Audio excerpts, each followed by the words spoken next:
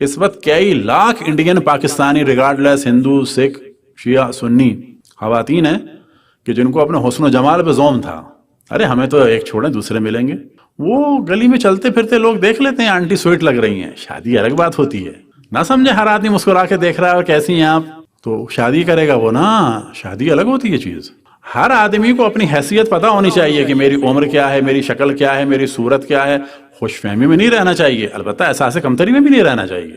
اور جتنے بھی یہ واقعات ہیں ایکسیپشنل کیسز ہر دفعہ نہیں ہوتے. اس کی مثال دیتے ہیں، پاکستان میں شیرٹن ہوٹل ہے انٹر کانٹیننٹل کے سامنے، اس کے پیچھے حبیب اسکول ہے، اگر کسی نے دیکھا ہو. حبیب اسکول کے ساتھ سلطان آباد ہے. سلطان آباد میں پٹھانوں کی اچھی آبادی ہے. پٹھان عام طور پہ اچھے ہوتے ہیں صورت شکل کے. تو ان میں سے ایک لڑکا کام کرتا تھا شیرٹن ہوٹل میں اور دروازہ کھولتا تھا.